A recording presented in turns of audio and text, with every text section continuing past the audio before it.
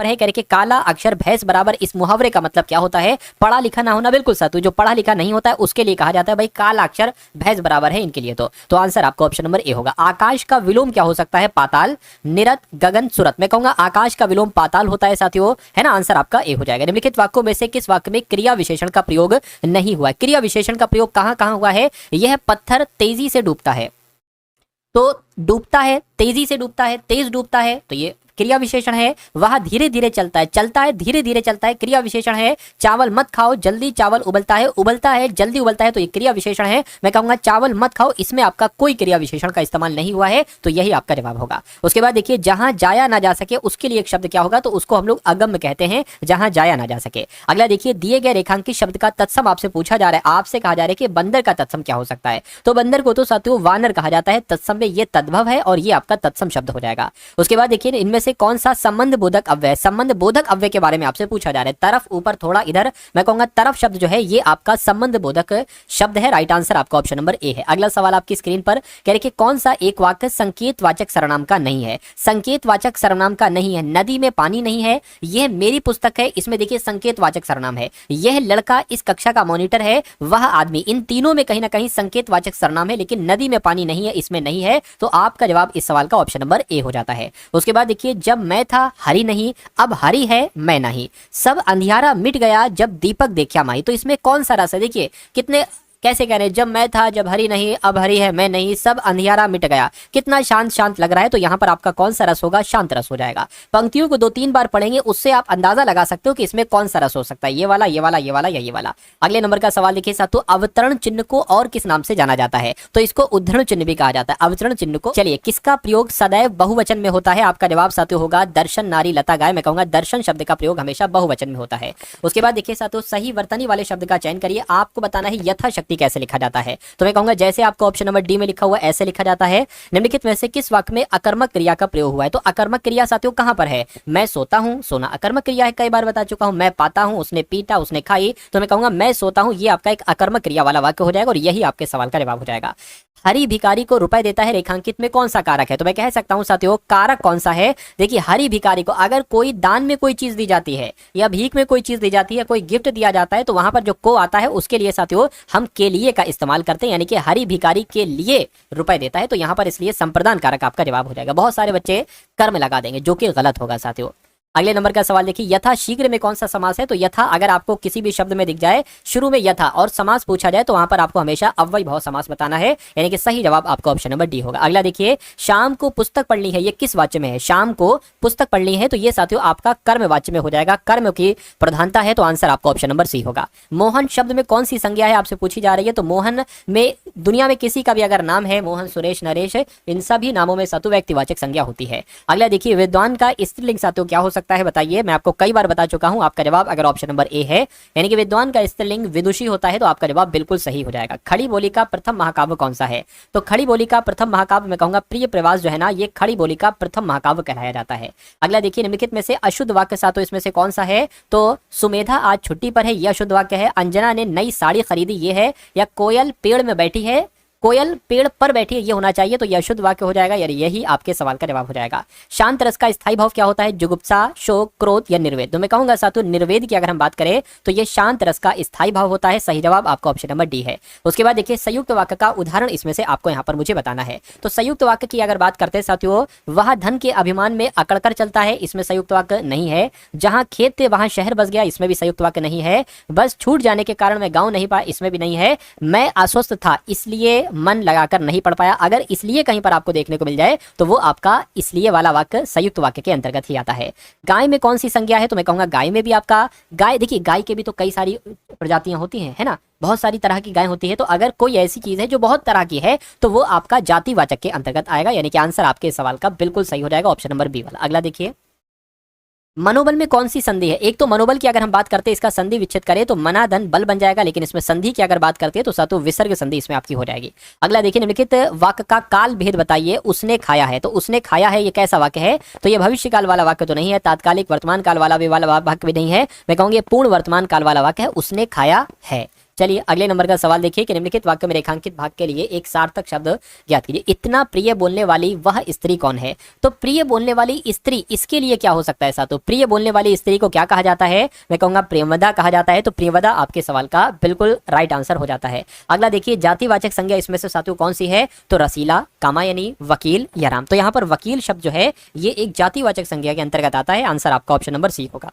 उसके बाद देखिए साथियों अगला सवाल आपकी स्क्रीन पर करके, हम दीवानों की क्या हस्ती है, आज यहाँ कल वहां चले। इस पंक्तियों की अगर बात करते तो ये पंक्तियां किसकी हैं? तो ये पंक्तियां मैं कहूंगा भगवती चरण वर्मा की हैं। आंसर आपका ऑप्शन नंबर डी हो जाता है। जल ही जीवन है, उक्त वाक्य में रेखांकित शब्द के पर्यायवाची का चयन करिए साथियों। तो यहाँ पर जल की बात की जा रही है, यानी कि जल का पर्यायवाची क्या द्रग होता है? नहीं साथियों। हर होता है? नहीं। मतंग होता है? नहीं साथियों। पानी कह सकते हैं, जल को पानी कह सकते हैं। तो सही जवाब अगर आपका भी ऑप्शन नंबर डी है तो बिल्कुल करेक्ट है। तपस्वी का सही स्त्रीलिंग शब्द है, तो तपस्वी की अगर बात करते हैं साथियों तो तपस्विनी होता है। क्या होता है? तपस्वी का स्त्रीलिंग तपस्विनी होता है। आंसर आपका ए होगा। सरस्वती पत्रिका के यशस्वी संपादक कौन थे? तो साथियों कौन थे सरस्वती पत्रिका के? ये सवाल वाकई में बहुत इंपॉर्टेंट है और आपके एग्जाम में किसी ना किसी 8, 9, 10 जून में से किसी ना किसी शिफ्ट को पूछा जाएगा। सरस्वती पत्रिका के यशस्वी संपादक साथियों महावीर प्रसाद द्विवेदी थे। आंसर आपका ऑप्शन नंबर बी होगा। अगला देखिए, मुझे बारिश में भीगना पसंद नहीं है, ये किस प्रकार का, किस सर्वनाम का उदाहरण है? मुझे बताइए। मुझे, अगर मुझे की बात चल रही है तो ये साथियों उत्तम पुरुष है। उत्तम पुरुष, प्रथम पुरुष भी इसको हम लोग कह सकते हैं, है ना। अन्य पुरुष में क्या आता है? वह आता है साथियों और यह आता है। और एक तरीके से अगर बात करते हैं साथियों मध्यम पुरुष में क्या आता है? तुम आता है, तुम लोग आता है। और उत्तम पुरुष में आता है मैं, हम, है ना। अगला सवाल देखिए, आपसे यहाँ पर कहा जा रहा है कि निम्न वाक्य के लिए रिक्त स्थान आपको भरना है। आपसे कह रहे हैं कि साथियों समुद्र का विस्तार सीमा है, समुद्र का विस्तार ये आएगा। समुद्र का विस्तार अवलंबित है या असीम है? मैं कहूंगा असीम शब्द यहाँ पर आ जाएगा। समुद्र का विस्तार असीम है। आंसर आपका सी होगा। सजावट शब्द का प्रत्यय आपसे यहाँ पर पूछा जा रहा है, तो सजावट का प्रत्यय क्या हो जाएगा? मैं कहूंगा आवट हो जाएगा, सजावट का प्रत्यय। नेक्स्ट नंबर का सवाल देखिए साथियों, कह रहे हैं कि कौन सा वाक्य व्यक्तिवाचक विशेषण का कौन सा उदाहरण है? तो व्यक्तिवाचक विशेषण की अगर हम बात करते हैं, नागपुरी केले मीठे होते हैं, उस लड़के को निकाल दो, मेरे 100 रुपए कहाँ गए, प्रत्येक छात्र को किताब दो। ये सवाल देखिए मैं 2 से 3 बार करवा चुका हूं। मैं आपको बता देना चाहता हूं नागपुरी के लिए कहीं ना कहीं व्यक्तिवाचक विशेषण के अंतर्गत ही आ जाएंगे। 9 2 11 होना इस मुहावरे का मतलब क्या होता है? तो भाग जाने को कहा जाता है साथियों, वो तो 9 2 11 हो गया। आंसर आपका बी होगा। रेखांकित शब्द का तत्सम बताइए। आपसे कहा जा रहा है साथियों भगवान को फूल अर्पित करो, यानी कि फूल का तत्सम क्या होगा? तो फूल को तो साथियों पुष्प कहा जाता है, तो पुष्प कहते हैं तो पुष्प आपका जवाब होगा। उसके बाद देखिए, अरे जरा इधर तो आ, इसमें कौन सा अव्यय है? तो इसमें विस्मयादि बोधक अव्यय है, काल वाचक है, परिमाणवाचक है, प्रश्नवाचक है। मैं कहूंगा विस्मयादि बोधक अव्यय है। आंसर आपका जो जाएगा वो ऑप्शन नंबर साथियों ए हो जाता है। चलिए साथियों अगले नंबर का सवाल आप लोग देख लीजिए। कहने के निम्नलिखित वाक्यांश के लिए सार्थक शब्द चुनिए जिसके समान कोई दूसरा ना हो। तो जिसके समान कोई दूसरा ना हो, इसके लिए एक शब्द क्या होगा? इसको हम लोग अद्वितीय कहेंगे। क्या कहेंगे साथियों? जिसके समान कोई दूसरा ना हो, अद्वितीय कहा जाएगा। राइट आंसर आपका ए होगा। पोलियो टीके का आविष्कार किसने किया? तो अब देखिए, अब साथियों यहाँ से आपके सामने जो क्वेश्चन स्टार्ट हो चुके हैं, जीके, जीएस, यूपी जीके और करंट अफेयर के क्वेश्चन स्टार्ट हो चुके हैं। लगभग 75 सवाल तक हम लोग साथियों देखेंगे और आप लोग बने रहिएगा क्योंकि ये सवाल आपके लिए वाकई में बहुत इंपॉर्टेंट यहाँ पर है। एक एक सवाल चुनिंदा है, तराशा हुआ, समझ लीजिए साथियों, आपके लिए सिलेक्टेड क्वेश्चन लाया हूं आज। पोलियो टीके का आविष्कार किसके द्वारा किया गया था? तो जोनास सॉल की अगर बात करें, इनके द्वारा पोलियो के टीके का आविष्कार किया गया था। धान के उत्पादन में भारत का विश्व में कौन सा स्थान है? तो दूसरे नंबर पर है साथियों। कौन से स्थान पर है? दूसरे नंबर पर है। उसके बाद देखिए, रन्स एंड रूइंस पुस्तक के लेखक कौन है? तो इस पुस्तक की अगर बात करते हैं साथियों, Sunil Gavaskar runs and ruins नामक पुस्तक के लेखक है। नेक्स्ट नंबर का सवाल देखिए, वायुसेना के पद एयर मार्शल के समतुल्य थल सेना में कौन सा पद होता है? तो लेफ्टिनेंट जनरल का होता है। कौन सा होता है साथियों? एयर मार्शल के समतुल्य थल सेना में लेफ्टिनेंट जनरल का होता है। अगला देखिए, कौन सा दर्रा सिक्किम को चीन के तिब्बत स्वायत्त क्षेत्र से जोड़ता है? तो मैं कहूंगा साथियों, अगर हम नाथुला दर्रा की बात करते हैं तो ये सिक्किम को चीन के तिब्बत स्वायत्त क्षेत्र से जोड़ता है। उसके बाद देखिए, 1834 में ब्रिटिश भारत के प्रथम विधि आयोग की अध्यक्षता किसने की थी? तो पता साथियों किसके द्वारा की गई थी? लॉर्ड मैकाले के द्वारा ही 1834 में ब्रिटिश भारत के प्रथम विधि आयोग की अध्यक्षता ये लॉर्ड मैकाले के द्वारा ही की गई थी। उसके बाद देखिए, निम्नलिखित में से कौन सा विकल्प देश का सबसे छोटा लोकसभा निर्वाचन क्षेत्र है? तो किसकी बात चल रही है? मैं कहूंगा लक्षद्वीप की बात चल रही है। आपका अगर ये सवाल आता है तो आपको साथियों लक्षद्वीप लगा देना है। अगला देखिए, भारतीय संविधान और राज्य के कौन सा भाग केंद्र बीच विधायी संबंधों से संबंधित है? क्या पूछा जा रहा है? कहने के भारतीय संविधान का कौन सा भाग केंद्र और राज्य के बीच विधायी संबंधों से संबंधित है? तो मैं कहूंगा भाग 11 है। तो भाग 11 आपके सवाल का जवाब होगा। इसमें थोड़ा सा मिस्टेक है, मैंने आपको बता दिया है। कह रहे कि कौन सा भाग? तो मैं कहूंगा भाग 11 ये केंद्र और राज्यों के बीच संबंधों से संबंधित है। उसके बाद देखिए, कह रहे कि निम्नलिखित में से कौन सा कंप्यूटर प्राथमिक मेमोरी का उदाहरण है? तो कौन से कंप्यूटर की बात चल रही है? कौन से कंप्यूटर में प्राथमिक मेमोरी का एक उदाहरण है? तो रैम आपके सवाल का जवाब होगा, यानी कि कंप्यूटर में प्राथमिक मेमोरी का जो उदाहरण है वो क्या है साथियों, रैम है, और रैंडम एक्सेस मेमोरी ये इसकी साथियों क्या होती है, फुल फॉर्म होती है। उसके बाद देखिए अगले नंबर का सवाल आपकी स्क्रीन पर देखिए और बताइए जवाब क्या होगा।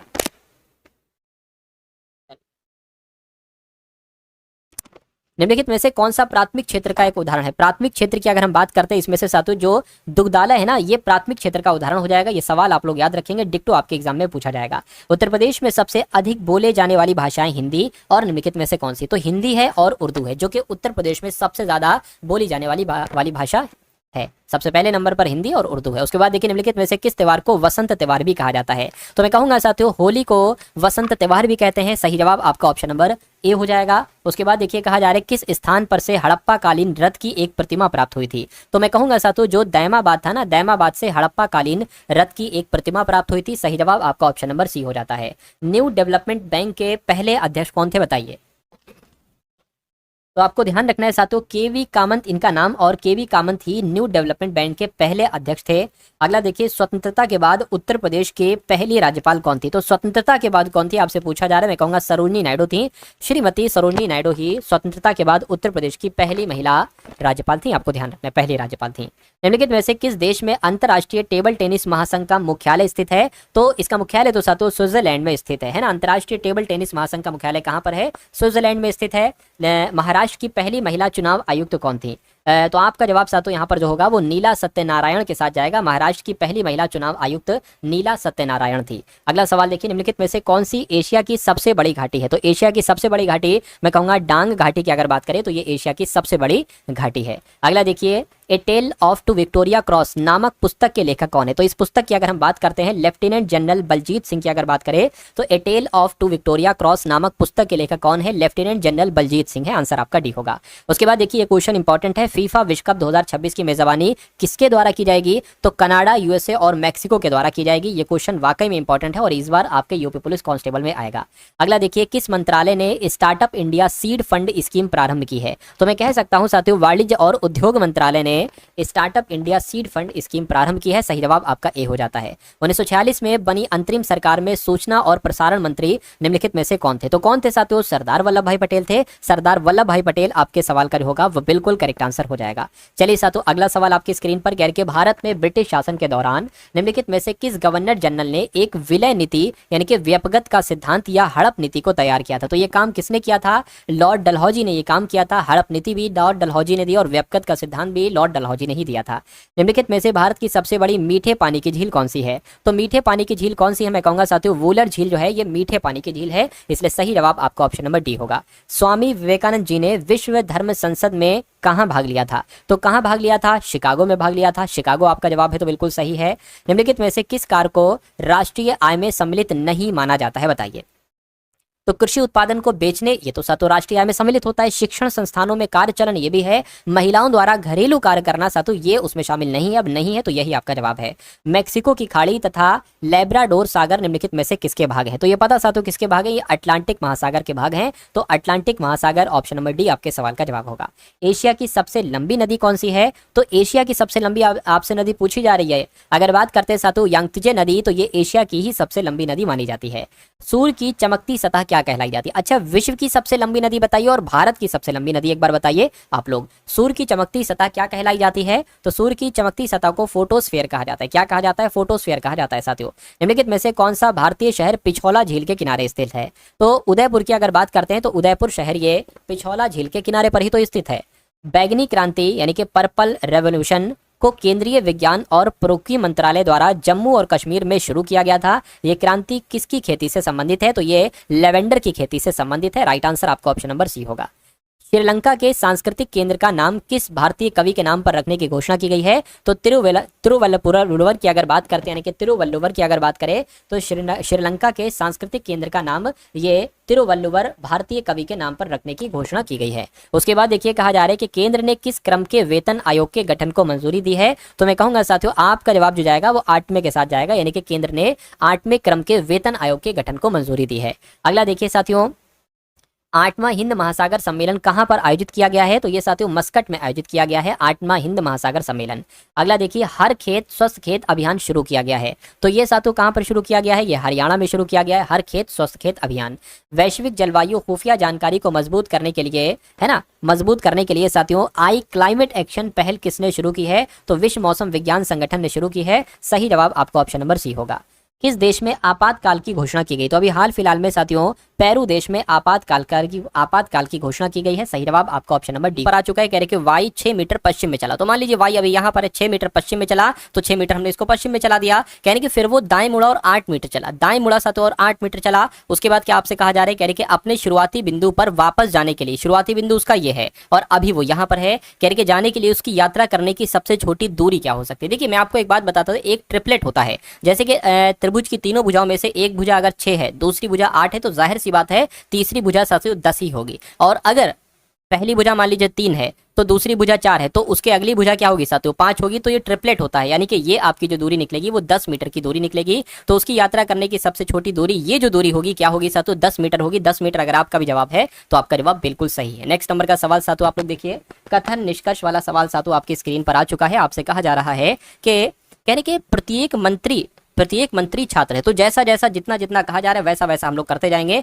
तो अगर बात करते हैं साथियों यहाँ पर मंत्री की, तो कहा गया है प्रत्येक मंत्री छात्र, यानी कि ये प्रत्येक मंत्री, सभी मंत्री जो है ना वो छात्र हो गया। उसके बाद कह रहे कि प्रत्येक छात्र अनुभवहीन है। अच्छा भैया, तो ये प्रत्येक छात्र की अगर बात करते हैं ये क्या हो गया साथियों? ये अनुभवहीन हो गया। अब निष्कर्ष देखिए और बताइए कौन सा सही कौन सा गलत। प्रत्येक मंत्री अनुभवहीन है, प्रत्येक मंत्री अनुभवहीन है, बिल्कुल साथियों मंत्री अनुभवहीन के अंतर्गत है, तो ये सही हो जाएगा। दूसरा देखिए, कुछ अनुभवहीन लोग छात्र हैं, कुछ अनुभवहीन लोग छात्र हैं, मैं कहूंगा बिल्कुल, है ना, कुछ अनुभवहीन लोग छात्र हैं, तो ये भी सही हो जाएगा। यानी कि दोनों निष्कर्ष यहाँ पर सही है, आंसर आपका सी होगा। उसके बाद देखिए अगला सवाल आपकी स्क्रीन पर कह रहे कि यदि आप पूर्व की ओर मुंह करके खड़े, यानी कि आप इधर की तरफ मुंह करके खड़े हुए हैं और 270 डिग्री वामावर्त घूम जाते। वामावर्त का मतलब होता है घड़ी के विपरीत दिशा में चलना। दक्षिणावर्त जो होता है वो घड़ी की दिशा में चलने को कहते हैं और वामावर्त कहते हैं घड़ी की उल्टी दिशा में चलने को। तो वामावर्त 270 डिग्री का मतलब क्या होता है? 90 डिग्री आपको 3 बार मुड़ना है, तभी तो देखिए 90 3 270 ही तो होता है। तो अगर आप साथियों घड़ी की विपरीत दिशा में एक बार 90 डिग्री चलेंगे तो आपका मुंह इस तरफ हो जाएगा, दूसरी बार चलेंगे तो आपका मुंह इस तरफ हो जाएगा, तीसरी बार चलेंगे 90 डिग्री तो आपका मुंह इस तरफ हो जाएगा, और ये दिशा कहलाई जाती है साथियों दक्षिण। तो अब आप किस दिशा में मुंह करके खड़े होंगे? दक्षिण दिशा में मुंह करके खड़े होंगे, आंसर आपका डी होगा। और अगर एक और 90 चल लेते हैं तो साथियों जहां पर थे वहीं पर आ जाएंगे, यानी कि 90 90 90 360 डिग्री चलने पर जहां पर आप होते हैं लौट घूम के वहीं पर पहुंच जाते हैं। अगला सवाल आपकी स्क्रीन पर है। आपसे कहा जा रहा है कि प्लस का अर्थ भाग है ना, प्लस का अर्थ भाग है, और साथियों कहा गया है भाग का अर्थ यहाँ पर गुणा है और गुणा का अर्थ घटाव है, और उसके बाद साथियों माइनस का अर्थ यहाँ पर जोड़ है। तो ये जो आपको दे रखा है साथियों 63 24 8 और साथियों 4 है और 2 है और 3 है, इसको कैलकुलेट करके आपको यहाँ पर बतलाना है। देखिए अगर बात करते हैं इसके गुणा है तो गुणा का मतलब यहाँ पर क्या है? गुणा का मतलब घटाव है तो घटाव आ जाएगा। प्लस का अर्थ क्या है साथियों? भाग है तो भाग आ जाएगा। भाग का अर्थ क्या है साथियों? गुणा है तो गुणा आ जाएगा। प्लस की अगर बात करें प्लस का अर्थ भाग है तो भाग आ जाएगा, और माइनस की अगर बात करते हैं माइनस का अर्थ जोड़ है तो जोड़ आ जाएगा। इसको आपको कैलकुलेट करना है। तो सबसे पहले भाग सॉल्व होगी, तो 8 3 आपका 24 3 आ गया, और इसकी भाग होगी 2 दूना 4 2 आ गया, प्लस आपका 3 आ गया, और ये आपका 63 यहाँ पर आ गया। 63 माइनस 3 दूना 6, और ये क्या है? प्लस 3 है। तो 63 प्लस का 3 प्लस का कितना हो जाएगा? 66 हो जाएगा। 66 में से 6 जाएगा तो 60 आपका बचेगा, यानी कि आपके सवाल का जवाब जो होगा वो ऑप्शन नंबर बी हो जाता है। और जिनका आंसर ऑप्शन नंबर बी के साथ है मैं कहूंगा आंसर आपका बिल्कुल करेक्ट है। नेक्स्ट नंबर का सवाल देखिए, कह रहे कि निम्नलिखित में से कौन सा विकल्प नीचे दिए गए शब्दों का सार्थक क्रम होगा? थकान, रात, दिन, नींद, काम। देखिए सबसे पहले क्या होता है? सबसे पहले अगर बात करें तो सबसे पहले तो साथियों देखिए दिन होता है, यानी कि सबसे पहले भैया दिन हुआ। उसके बाद साथियों क्या होता है? वो आप काम करना स्टार्ट करते हो, तो उसके बाद साथियों काम करना आप स्टार्ट करते हो, यानी कि पहले 3 नंबर आएगा, फिर 5 नंबर आएगा, फिर काम करना स्टार्ट करते हो। उसके बाद काम से आपको थोड़ी थोड़ी थकावट हो जाती है, तो काम से आपको क्या हो जाती है साथियों? थकान सी हो जाती है ना। फिर रात आती है, यानी कि 2 नंबर, और फिर रात की अगर बात करते हैं रात आती है, और फिर आप नींद लेते हो। क्या लेते हो? नींद लेते हो, सो जाते हो, यानी कि 4। तो ये नंबर कौन से ऑप्शन में लिखा हुआ है? 351 24 में कहूंगा 351 24 ऑप्शन नंबर बी में लिखा हुआ है। तो जिनका आंसर ऑप्शन नंबर बी है तो बिल्कुल करेक्ट है। उसके बाद देखिए साथियों हाथी का संबंध जैसे श्रीलंका से है, कंगारू का संबंध वैसे किससे होगा? ये आपसे पूछा जा रहा है, फटाफट आप लोग बता दीजिए। देखिए श्रीलंका की अगर बात करते हैं, श्रीलंका को हाथी की भूमि कहा जाता है, तो उसी प्रकार साथियों ऑस्ट्रेलिया को कंगारू की भूमि कहा जाता है। तो आपके सवाल का जवाब जो होगा वो ऑस्ट्रेलिया हो जाएगा। चलिए अगला सवाल आपकी स्क्रीन पर। आपसे कहा जा रहा है कि एक लड़की की ओर इशारा करते हुए विपिन कहता है। विपिन क्या कहता है? अभी मैं आपको साथियों यहाँ पर बता रहा हूँ। विपिन की अगर बात करते ये एक लड़की की तरफ सातु इशारा करते हुए कहता है कि ये लड़की मेरे पिता की इकलौती संतान, विपिन के पिता की इकलौती संतान कौन होगी, यानी कि विपिन अपनी ही बात कर रहा है, तो विपिन की बेटी है, यानी कि ये लड़की जो है ना ये विपिन की बेटी है, ठीक है। तो ये पिता होगा, ये उनकी पुत्री होगी, कह के विपिन की पत्नी पार्वती, विपिन की पत्नी पार्वती का उस लड़की से क्या संबंध, तो ये भी तो सातु बेटी होगी, यानी कि वो लड़की क्या कहेगी पार्वती को, तो वो लड़की माता जी कहेगी। माता जी कहाँ पर है, ऑप्शन नंबर बी वाले में है। चलिए अगला सवाल आपकी स्क्रीन पर है, देखिए सवाल को और बताइए आपका जवाब क्या होगा। आपसे कह रहे हैं कि शेर का संबंध जैसे मांद से है, क्या वैसे ही साथियों खरगोश का संबंध किससे होगा, तो शेर कहाँ रहता है, मांद में रहता है, और खरगोश कहाँ रहता है, बिल में रहता है, तो बिल आपके सवाल का जवाब हो जाता है। उसके बाद देखिए साथियों यहाँ पर आपसे कहा जा रहा है कि यदि परसों शुक्रवार था, क्या था परसों शुक्रवार था। देखिए अगर परसों शुक्रवार था तो बीते कल क्या दिन होगा, परसों तो आपको बताया गया है सातों शुक्रवार है, तो परसों की अगर बात करते हैं यहाँ पर सातों शुक्रवार है, तो अब उसके बाद सातों क्या हो जाएगा, शनिवार हो जाएगा, और आज क्या होगा, आज सातों रविवार होगा। तो कह रहे हैं कि आगामी कल यानी कि आने वाले कल को कौन सा दिन होगा, सोमवार होगा। आगामी कल के बाद चौथा दिन क्या होगा, तो सोमवार की अगर बात करते हैं, सोमवार, मंगलवार, बुधवार, है ना, बुधवार और गुरुवार और फिर शुक्रवार, यानी कि शुक्रवार ही आ जाएगा। तो शुक्रवार आपके सवाल का बिल्कुल सही जवाब हो जाएगा। अगला सवाल आपकी स्क्रीन पर है, नंबर सीरीज का सवाल है। आपसे कहा जा रहा है कि 15 सबसे पहले है, उसके बाद 36 है, उसके बाद सातु 63 है, उसके बाद 96 है, तो उसके बाद यहाँ पर सातु कौन सा नंबर आ सकता है, ये बात आपसे पूछी जा रही है।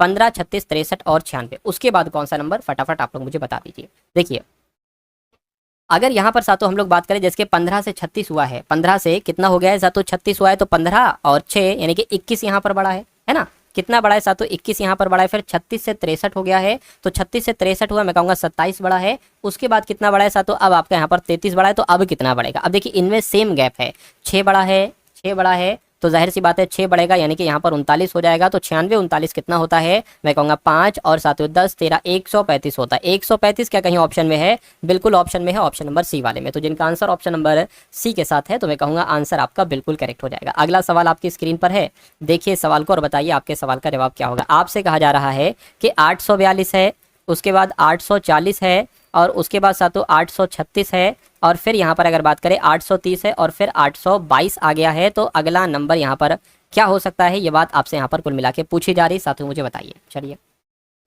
देखिए 842 से 840 हुआ है, तो 2 घटा है, फिर 4 घटा है, फिर यहाँ पर 6 घटा है ना, 2 घटा है, 4 घटा है, 6 घटा है, और फिर सातों यहाँ पर 8 घटा है। तो अब यहाँ पर कितना घटेगा, जाहिर सी बात है 10 घटेगा, तो कितना हो जाएगा सातों 812 हो जाएगा। 812 कौन सा ऑप्शन में, ऑप्शन नंबर सी वाले में, जिनका आंसर ऑप्शन नंबर सी के साथ है, तो बिल्कुल करेक्ट है। उसके बाद देखिए अगला सवाल, अब आपको एक ऐसी सातों यहाँ पर चित्र दे रखा है, आपसे कहा जा रहा है कि अगर ये वाला यानी कि ये जो नीचे वाला 2 पार्ट है, इसके 2 पार्ट, एक ऊपर वाला पार्ट एक नीचे वाला पार्ट, अगर ये नीचे वाला पार्ट इसके ऊपर रख दिया जाए तो फिर कैसी आपको ये आकृति दिखेगी, ऐसी ऐसी ऐसी या ऐसी। देखिए जब ये छोटा सा पॉइंट इसके ऊपर आएगा जाए तो कुछ इस प्रकार का ऐसा पॉइंट हमें दिखेगा, इस प्रकार का या इस प्रकार का। जब ये ट्रायंगल इसके ऊपर आ जाएगा, अभी नोक नीचे की तरफ है, जब इसके ऊपर आएगा तो नोक ऊपर की तरफ हो जाएगी, नोक नीचे की तरफ नहीं होगी। तो मैं कहूंगा ऐसा ऑप्शन ये वाला आपका सही हो जाएगा, ऑप्शन नंबर बी वाला। चलिए साथियों अगले नंबर का सवाल आप लोग देखिए और बताइए आपके सवाल का जवाब क्या होगा। आपसे कहा जा रहा है कि अंग्रेजी वर्णमाला में बाएं से 7वां अक्षर तथा दाएं से नमा अक्षर, इनके बीच में कितने अक्षर होंगे। दाएं से नमा अक्षर का मतलब पता क्या, Z Y X ऐसे ऐसे करके, और A B C ऐसे करके 7वां अक्षर। इसको ट्रिक से मैं आपको समझा दूं, देखिए अंग्रेजी वर्णमाला में कभी भी कहा जाए बाएं से 7वां अक्षर तो 7वां लिख लो, दाएं से नमा अक्षर तो इसमें नमा लिख लो, इनको जोड़ दो और किसमें से घटा दो, टोटल लेटर कितने होते हैं 26, इनको पहले जोड़ो, कितना आता है साथियों ये आपका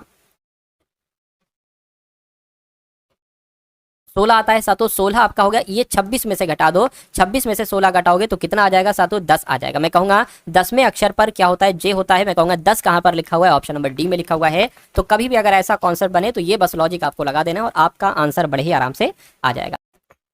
उसके बाद देखिए साथियों 30 छात्रों की एक कक्षा ने एक परीक्षा दी है, 12 छात्रों का औसत स्कोर 62 है। 12 छात्रों की अगर बात करें तो इनका स्कोर कितना आ रहा है साथियों, औसत स्कोर 62 आ रहा है, और बाकी का 72 आ रहा है। देखिए टोटल 30 छात्र हैं, 30 छात्र में से 12 छात्रों का औसत 62 है, तो बाकी छात्र कितने बचे साथियों, टोटल 30 है तो 18 बचे साथियों, बाकी छात्र 18 बचे और 18 का औसत स्कोर कितना है, 72 है। तो आपसे कहा जा रहा है कि पूरी कक्षा का औसत स्कोर क्या होगा, यानी कि 30 छात्रों का साथियों आपसे यहाँ पर पूछा जा रहा है, ठीक है ना।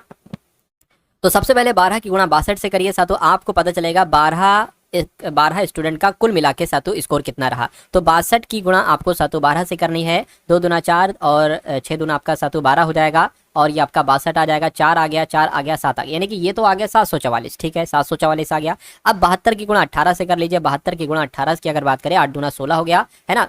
56 और 1 आपका 57 हो गया, ये आपका 72 आ जाएगा। और इधर 6 आ गया, 9 आ गया और ये आपका 12, यानी कि 1296 आ गया। क्या आ गया? 1296 आ गया। अब देखिए साथ, तो आप ये 12 छात्रों का कुल मिला के योग है और ये 18 छात्रों का है। कुल मिला के 30 लोगों का हमें पता चल जाएगा साथियों। 30 लोगों का कितना है? 744 और 1296। इनको प्लस कर दीजिए साथियों, 0 आ गया और ये आपका 14 आ जाएगा। ये आपका 8 9 10 आ जाएगा, है ना। और ये आपका साथियों कितना आ जाएगा? यहाँ पर अगर बात करें कोई दिक्कत तो नहीं है। 1296 और 744, 6 4 10 10 हासिल का लगा, एक 10 और 4 14, एक इसमें लग जाएगा 8 9 10। ठीक है, हाँ 2040 यहाँ पर आ जाएगा। तो 2040 को कैलकुलेट अगर आप करेंगे साथियों, कितना बचेगा? 3 एकम 3 है ना, 3 छंग 18 हो जाएगा, 2 जाएगा 24 हो जाएगा, 3 7 21, 3 8 24, यानी कि 68 आएगा 30 बच्चों का औसत। तो 68 कहाँ पर लिखा हुआ है? 68 आपका ऑप्शन नंबर बी में लिखा हुआ है। नेक्स्ट नंबर का सवाल साथ तो आपकी स्क्रीन पर है, देखिए सवाल को और बताइए आपका जवाब क्या होगा। आपसे कहा जा रहा है कि ए और बी की आयु का अनुपात कितना है? 7:9 है और उनका खर्च, ये बहुत अच्छा कॉन्सेप्ट है साथ। इस कॉन्सेप्ट पर आपका एक सवाल आएगा ही आएगा, है ना। तो उनकी आय का अनुपात, यानी कि अगर ए की आय 7x है तो बी की आय कितनी मानी जाएगी साथ? 9x मानी जाएगी। यानी कि उनका खर्च का अनुपात जो है वो 13:15 है। यदि ए का 9000 और बी का 15000 बचत है, यानी कि ए 15000 बचत कर, सॉरी ए 9000 बचत करता है और बी 15000 बचत करता है, तो ए की आय क्या है भाई साहब? ए की आय 7x है। तो आपको फाइनली 7x की वैल्यू निकालना है। पहले x का मान निकालेंगे साथियों। देखिए मैं आपको यहाँ पर साथियों एक चीज बता दूं, जैसे कि आय में से अगर आप क्या घटा दो? बचत घटा दो। आय में से अगर आप बचत घटा दो तो क्या निकल कर आता है? तो साथियों खर्च निकल कर आता है। ठीक है ना, तो यही चीज हम यहाँ पर अपनाएंगे। जैसे कि अगर हम बात करते हैं साथियों आय कितनी है, तो आय 7x है ए की। 7x में से बचत घटाओ, बचत ए की कितनी है? 9000 है। 9000 अगर आप घटाते हो और उसी प्रकार आप बी की आय कितनी है? 9x है। इसमें से आप बी की बचत घटाते हो, 15000 अगर सातों घटाते हो तो कितना बच आता है? तो 13 अनुपात आता है। यानी कि खर्च का अनुपात कितना आ जाएगा? 13:15 आ जाएगा। और बस अब आपको इसकी कैलकुलेशन कराना है साथियों, है ना। आंसर आपका जो है वो आपके सामने यहाँ पर निकल कर आ जाएगा। देखिए 15 सत्ते की अगर बात करते हैं 105, है ना, 105x आ गया। और 15 नीमक की अगर बात करते हैं तो 135 आ गया। 0 0 0 आ गया बराबर। अब 13 की गुणा सातों इधर हो जाएगी। 13 नीमक कितना होता है? 117, 117x हो गया। 13 की गुणा 15 से करानी है आप साथियों। 13 की गुणा 15 से करा लीजिए। 5 3 15 हो जाएगा, 5 1 5 और 1 6 हो जाएगा। यहाँ पर 13 आ गया, 5 आ गया, 9 आ गया, 1, यानी कि 195 तो आपका ये हो जाएगा। और 3 0 यहाँ पर जो है वो साथियों आ जाएंगे। इतनी बात क्लियर है। देखिए अब साथियों यहाँ पर है आपका 117x है, ये बराबर के उधर ये प्लस का, इधर आएगा माइनस का, हो जाएगा 105x हो जाएगा। बराबर के इधर क्या है साथियों? ये बराबर के उस तरफ है, इस तरफ आएगा माइनस की जगह प्लस का हो जाएगा 195 000। और ये माइनस का है तो इधर है तो माइनस का ही रहेगा साथियों। अब इसको कैलकुलेट आप लोग करा लीजिए। सबसे पहले अगर बात करें 117 में से 105 को घटेगा, कितना बचेगा? 117 में से साथियों, है ना, 105 घटेगा तो 12x बचेगा। यानी कि अगर बात करते साथियों 12x बराबर कितना आ गया है? और 195 में से 135 घटा दीजिए। 195 में से 135 अगर घटाएंगे तो 3 0 तो उधर हैं, 1 0, 5 में से 5 जाएगा 0, 9 में से 6 आ जाएगा और बस 60,000 बचेगा। यानी कि 60,000 साथियों यहाँ पर आपका आ जाएगा। ये 12 से भाग दे देंगे, 12 पंजे कितना हो जाएगा? 12 पंजे 60,000, 12 पंजे 60 और 3 0 आ जाएंगे। तो x का मान आपका कितना निकलेगा? 5000 निकलेगा। तो बस साथियों ए की आय निकालना थी। ए की आय है 7x, यानी कि 7 गुणा 5 कितना हो जाएगा? मैं कहूँगा 7 पंजे 35, यानी कि 35,000 ए की आय निकलेगी। तो ए की आय 35,000 कहाँ पर लिखी हुई है? ऑप्शन नंबर साथियों सी में लिखी हुई है। तो जिनका आंसर ऑप्शन नंबर सी है तो बिल्कुल करेक्ट हो जाता है। तो मुझे बी की आय बताइए साथियों, कमेंट सेक्शन में एक बार कैलकुलेट करके बताइए कितनी हो सकती है। अब नेक्स्ट नंबर का सवाल आपकी स्क्रीन पर है, देखिए और बताइए आपके सवाल का जवाब साथियों क्या हो सकता है। आपसे कहा जा रहा है कि एक आदमी 5 घंटे में एक यात्रा पूरी करता है। वो यात्रा, उस यात्रा का पहला आधा भाग 21 किलोमीटर प्रति घंटे की गति से तय करता है और उसी यात्रा का दूसरा आधा भाग 24 किलोमीटर प्रति घंटे से तय करता है। तो कुल दूरी कितनी है? देखिए कभी भी अगर ऐसा सवाल पूछा जाए कि भैया एक पूरी दूरी है, आधी दूरी को वो इस चाल से तय करता है और आधी दूरी को वो इस चाल से तय करता है, और तो कुल दूरी बताइए। तो इसका एक सूत्र होता है साथियों 2xy upon x plus Y. ये x क्या हो जाएगा? पहली चाल, y क्या हो जाएगा? दूसरी चाल हो जाएगा। यानी कि 2 गुणा 21 गुणा 24 आपका आ गया और नीचे क्या आ जाएगा? 21 प्लस आपका 24 आ जाएगा। इसको आप कैलकुलेट कर दीजिए, आंसर निकल आएगा। इससे कोई मतलब नहीं है 5 घंटा 10 घंटा, कोई मतलब नहीं है। देखिए साथियों इनको जोड़ोगे ये कितना आ जाएगा साथियों? 4 और 1 5 और यहाँ पर 4, यानी कि 45 आपका ये आ जाएगा। 2 गुणा 21 गुणा 24 आपका ये आ जाएगा। 3 से कट करेंगे, 3 7 21, 3 8 आपका 24, 3 का 3 3 5 15 हो जाएगा। 3 से इसको कट करेंगे साथियों, 3 7 आपका 21 हो जाएगा। 3 7 21, 3 5 15 हो जाएगा, यानी कि 7 8 56 गुणा 2 ये आया और 5 आपका सातु ये आ गया। इतनी बात क्लियर है ना। अब सातु इसको हम क्या करा सकते हैं, इसको हम यहाँ पर कैलकुलेट करा सकते हैं। चलिए भाई देखिए कितना आता है साथियों, 5 एकम 5 और 5 एकम 5, ये अभी 6 है ना। 5 एकम 5 एक बचा है, पॉइंट लगाया, 0 बढ़ाया, 5 दूना 10, 11 की अब 11.2 की गुणा सातों आपको किससे करा देना है, 2 से करा देना है। 2 दूना 4, 2 एकम 2, 2 एकम 2, एक नंबर के बाद पॉइंट था, एक नंबर के बाद पॉइंट आ गया। यानी कि यहाँ पर सातों अभी जो आया है आपका वो क्या आई है, वो सातों आपकी एक तरीके से कहीं ना कहीं चाल आई है। क्या आई है सातों, औसत चाल आई है।